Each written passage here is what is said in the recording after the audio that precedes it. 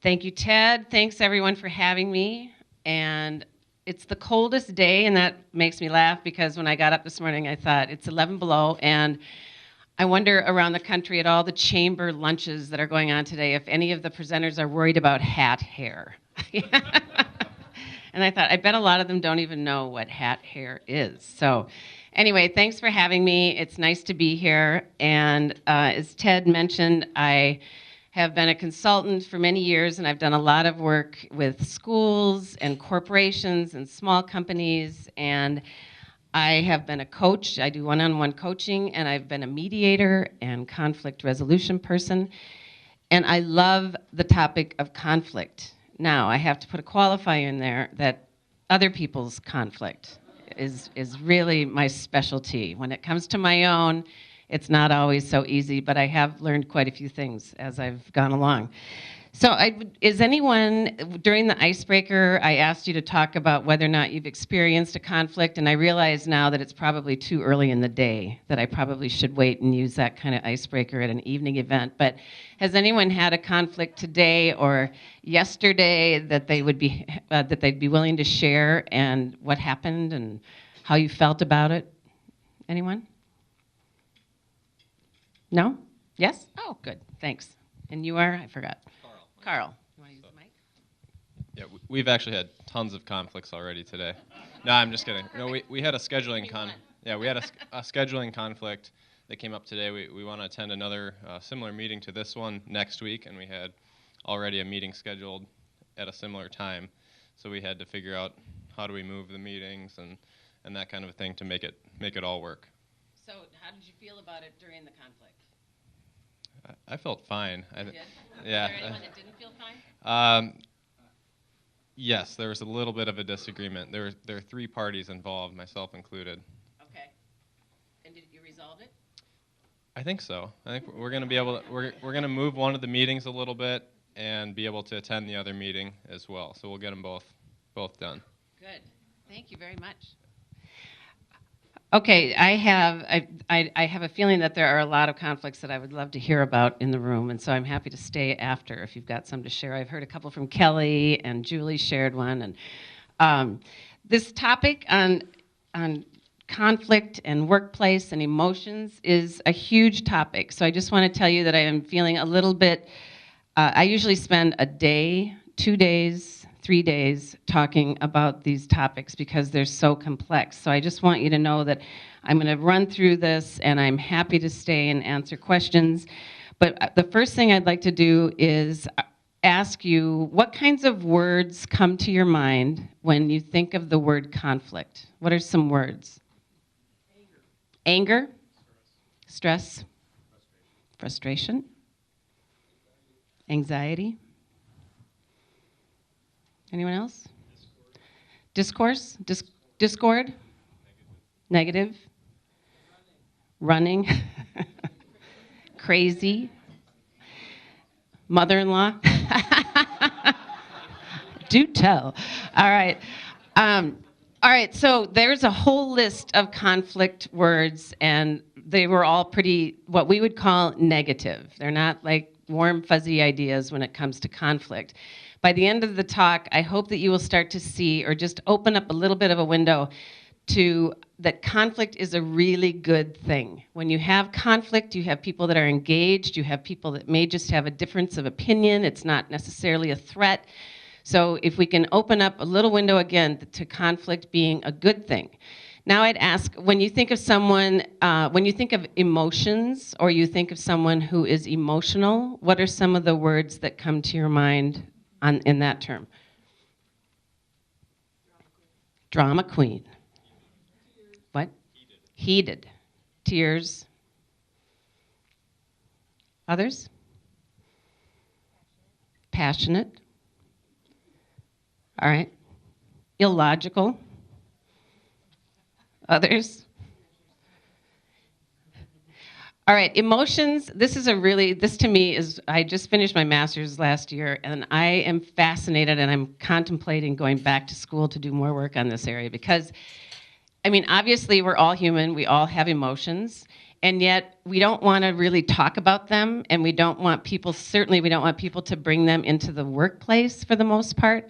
So I think that this is getting a lot of attention, and I think this is a good thing that we're challenging this idea that we're not going to bring emotions into the workplace. I'm going to give you just a really brief example, but I want you to pay attention. I'm going to tell you two versions of the same true story, and I'd like you to pay attention to what happens in the room and what happens in your own body, okay? In 2012, my husband Jeff, his dad died. He had pancreatic cancer and he died in October. So that's the first story. The second story is in October 2012, my husband's father, who had been suffering from pancreatic cancer, shot himself in his chair in the living room for my 89-year-old mother-in-law to come out and find in the morning. And he was still alive. So he did die that day, but I just want you to think, so when Jeff was talking to his employees and his friends, the first story was that his dad died. And we obviously all have a whole lot of empathy for someone who is grieving. I mean, that's a horrible thing to lose someone. I mean, it's like you can feel it in my throat. Can you hear it? But so I suggested to him to think about telling more of the story. And ultimately, he ended up doing so. And what happened was he had people all around him. They held him in such a supportive place. And I think it meant a lot to people that he was willing to share that, because it's like that's a huge secret. And that's a trauma that happens on top of losing your father. It's a trauma to Jeff, to everybody. So I just want you to think about, as I talk about emotions and in the workplace, it's what we choose to tell and what we choose to withhold are obviously very private things.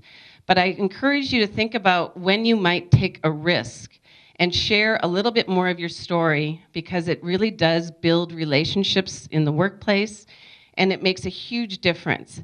And this is all under an umbrella of health. And when we keep secrets, when we don't want to share things at work, it pays a price on our health, how well we work together, our productivity. If we come to work and there's something going on and we can't talk about it, it does make a difference. So one little tip is that you can share something, even if it isn't necessarily someone at work, if there's only one or two of you in the office. But if you share something that's going on, it clears you up to sort of be more effective and to go along and get the task at hand.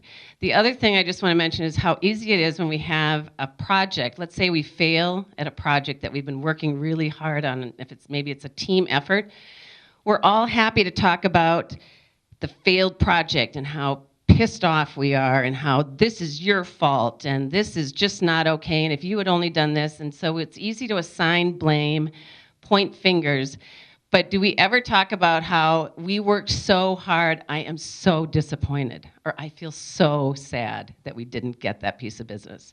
Because that, to me, is where the conversation, if you start there and put out on the table like just the disappointment and how awful you feel, then you still need to go through and what were the mistakes that were made and how can we do it better next time. But it doesn't turn into such an attack or such a something that feels threatening than the next time you want to get together and do something. Pretending emotions don't exist or attempting to hide them is to deny ourselves and those with whom we coexist real life experience. One of the things I found in the work that I did on leadership is that everyone loves a leader who's real. And that can mean a whole lot of things. And again, we could look at that for a week. But if you're real, I would guess that you're spending time sharing more of who you are, what you value, how you feel about things. And this isn't just in general. When we're home, we do this with the people we love. Not only are we willing to share more of who we are, but I think that opens up and invites them to share. But again, if you can try this in the workplace, I think that it can be a huge help, and it deepens relationships. And this will be something I'll probably talk about more than once, but deeper relationships allow, when there is a conflict, when there is a disagreement, if you have a relationship that you're invested in, you're going to be much more likely to get through that conflict much more quickly. It's going to be less threatening, and it's also going to lead to much greater productivity and creativity. So emotions. What is an emotion? A natural instinctive state of mind deriving from one's circumstances, mood, or relationships with others. Any of the particular feelings that characterize such a state of mind, such as joy, anger, love, hate, horror, etc., etc., etc. And then conflict is a mental struggle. Well, it can be physical, but we're going to talk about mental, I hope, at our workplaces, resulting from incompatible or opposing needs, drives, wishes, or external or internal demands. So those words, I don't see a whole lot of the words that we came up with in our list when we generated at the beginning of the talk. An emotion is a natural, instinctive, it's natural. It happens to us. We don't necessarily plan for them, right? They happen, and often we can feel them in our bodies before we can even recognize them. We all had a way, one of the questions I was hoping we could talk about before, and then I realized this is such a short time to talk about so many things. But think about how you grew up, what it was like in your family, in your environment around conflict, because that is really what shaped not only how you handle conflict today, but even more importantly, how you feel about conflict. So when you think about that, and you think about we have different economic, ethnic, political, religious, I mean, all the different types of families and environments that we all come from, and then we all come together in a workplace, of course we're going to have conflicts. And of course, I mean, that's human to have the conflict, but of course it's going to be difficult at times to try and get to the bottom of a conflict. Just a quick story, my husband and I have been together for 30 years. I grew up in an Irish Catholic family. If we had a fight, it was a screaming match, swearing, awful, and then we'd be done. And we might leave someone in a heap for a day or two, but who cares? You're done, and I'm not proud of that, mind you. I've learned how to undo that, but that's how it was. Jeff grew up with 2 kids. They did not talk about conflict ever. They just didn't challenge anything. So when he and I got together, we'd have these fights, and I would leave him lying on the ground for a week, and I'd be like, what is your problem? That was last week, and he's just he's still shell-shocked, what the heck happened there? But so we had to learn how to be in conflict with one another. And obviously it's worked, it's 30 years ago now, but it still bugs me. And I'm going to give you another example, and this isn't workplace, but he'll come up to me and he'll ask me if I'm really going to chop the onions that particular way for a particular dish. And it just makes me nuts, because it's and obviously it's not about the onions, but it's he's questioning me, or it's why don't you just tell me how you want the onions chopped, And again, you think about these little examples that after 30 years, like last week, I was ready to strangle him, So it's you can do work, you can keep working on these things, but they come up, and it's a physical thing. All of a sudden, I'm I want to just wall of them. So we have to remember that these things are going to happen and that it's okay.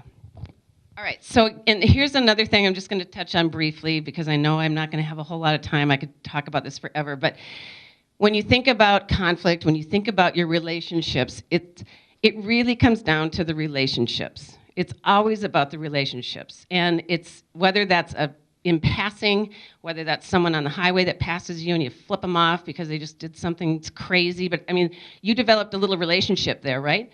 And so when you come to work every day, whether it's a huge staff or just a couple of you, those relationships are so important. And so the best way to maintain those is to be able to share with one another, not everything. I mean, obviously that's not a good way to be, but if you can learn about others, you can share things about yourself, learn about others, it gives you the capacity to have a whole lot more empathy. And the empathy is what allows you to look at things differently. Because when I understand that, Luke, you may have grown up in a very different house, so you have a different opinion about how this should be done. And of course I'm right, and Luke is wrong. But once I find out, well, this is why Luke feels this way, and this is how he grew up, and just maybe this is an idea that might even be better than my right, absolute way. But again, it's if you take the time to find out, why someone feels the way they do.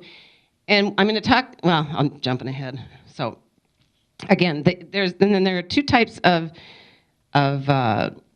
emotional intelligence. One is intrapersonal, and that's where you are self-aware.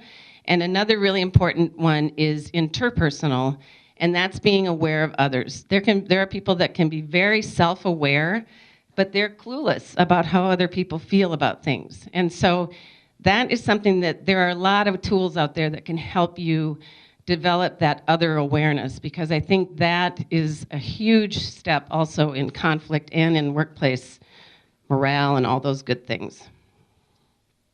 Emotions are unpredictable. We don't know when, how intense. We all have triggers, and our uneasiness usually makes things worse. So I think we probably can all relate to that.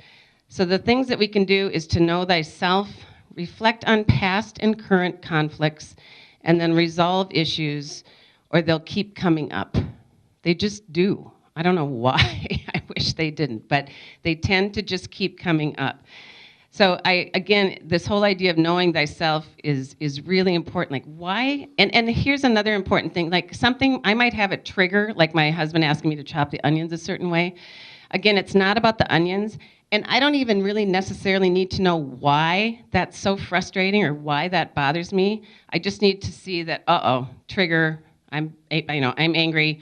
So I take a breath, and then I can like choose what my response is going to be. Because we don't choose how we respond, that initial response, but we can choose what to do with that response. And that's, I think, another really key piece when you get into the workplace.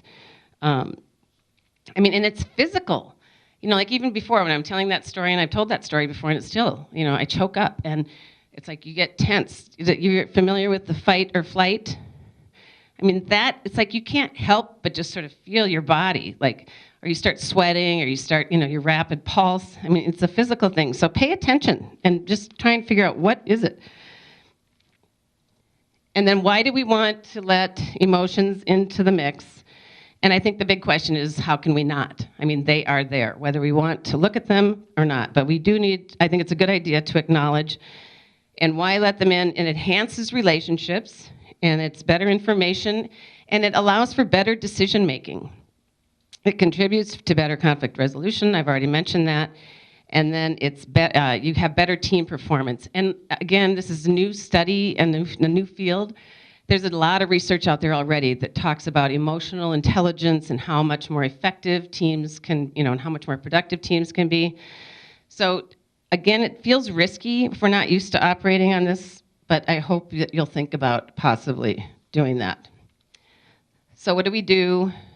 We want to become more aware of ourselves and how we are in conflict and our emotions and when they get triggered. And then we want to watch for others. Sometimes it's a lot easier to know what others' triggers are than our own. So it's like, how they talk about pushing buttons. Sometimes I think that we maybe subconsciously or maybe consciously like kind of dig and push someone's buttons because it's like, that's a trigger for them. So think about that. And then assumptions. What are the assumptions that we're making? Are we assuming that we're right and they're wrong? And are we assuming that, should we be blaming people for our frustrations? Sometimes they are certainly a part of that, but is that the whole story? And then there's this idea of starting out, if we stay open and start at a neutral place.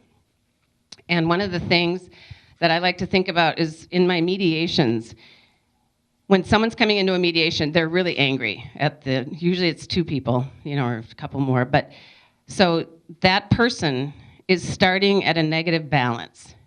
And so it really is important. We have to take a whole lot of time in the mediation to talk about the emotions and how people are feeling about the situation. And then as people talk and tell their stories, they move up to the neutral place. And it's at that place that you can begin moving forward in a forward direction. This happens the same in all of our, like when you assume, like, oh, so-and-so, I can't stand him. He's going to come in here and he's going to talk about this and that, and we're not going to get anything done, blah, blah, blah. Like, he's there right now. So when he comes in the room, let's just see what he does, because he's going to have to do something to prove that I'm going to even give him, listen and be open to what he might have to say before we can move forward. So if we try and keep open, and I know it's easier said than done, this is all a lot easier said than done, but if we try and stay open to learning more about what it is that they have to say, then you can start in a neutral place. And then you can either move forward because you want to move in a forward direction, or you can determine this guy's a real jerk, and no, I don't care. You can go ahead and move that way. But at least you're working on knowledge and more information than just our assumptions. So you can think about that, and then just here's the big thing that we leave and that we study in mediation, and that's the SOS. So when there's a conflict, SOS, save our ship, stories, options, and solutions. Stories are really important, and that's really at the heart of the mediation, is that the people are telling their story, and then they tell it again in a different way. But why mediation works is because that the person, you can't be interrupted. And honestly, it's amazing to me how mediation after time, I am just blown away by how people are able to work through things. And I think it's because they're being listened to. And it's just so rare that we get to tell our story without someone like jumping in and defending or debating and all that kind of thing. So listen to the stories and find out what the positions and the interests are. And just quickly, what that means is my position might be what I want, but my interest is why I want it. And the why I want something is way more helpful in terms of coming up with solutions and resolutions than the what I want. And the same thing, I want to know the person, and I may not want to, but the mediators, I'm trying to be more cognizant. Why do they want what they want? So it's not just what you want, that's your position on something, but why. So try and get behind to the why. And again, listen, don't interrupt. And then options. There are so many options, and it's astounding how many different ways that you can work through a conflict when you have the opportunity to really sit down with somebody and listen and learn. So don't just stop at, well, it's either going to be my way or their way, because that's not as creative and probably not as open and as to the possibilities. And then the solutions. Is there a solution that everyone can get a piece of the win, so to speak? Is there a way that everyone can leave and have the relationship intact? And there have been times, believe it or not, that people have left and their relationship has been even stronger than it was before they started. So I know I'm kind of rushing through this, and again, I'll apologize for that, but I'm happy to talk when we're done, and I know we're just about done, but there are so many resources, and I've read so many books. I am going to give you 3, however. I'm going to start at the bottom here. The Thomas Kilmann Conflict Mode. You may be familiar with that. It's the compete, collaborate, accommodate, avoid, those kinds of things. And that is a really good tool that we used to give out all the time, but now it costs money. So you can go online, and it's $55. And it's actually a good piece for increasing your self-awareness about how you might respond in conflicts. And then Brene Brown is a researcher and storyteller, and she's a pioneer and very funny, by the way, and she's got some really great videos on emotions and how they play into the workplace. And she also has some books on shame, which isn't necessarily something that we would talk about at a chamber lunch, but it's interesting as hell, and it also really gives you some insights into how people operate and function or not out in the world. And then the emotional intelligence quotient. This is another guide, and Ted's passing around handouts that have these addresses on them. And again, this is another tool to just get more information about yourself, but it also has a ton of resources and a lot of tools and skills that you can practice to try and become more aware of these. The caveat with all of these is that, again, it helps with self-awareness, it helps with other awareness, but it is always changing, and it depends so much on who you're working with. Is this a home thing? I mean, so the context of the conflict or the context of the relationship makes a huge difference, and hopefully we are all changing all the time. So it's just a static piece of information that's helpful to use, and I personally, enjoy these kinds of things just in terms of trying to figure out why someone might drive me crazy or why they don't. But anyway, so you might want to look at some of those. And if you Google conflict resolution, you'll get like a zillion opportunities to explore more information. So, okay, well, thank you for having me, and I appreciate being here, and I'll hope to see you again. Thanks.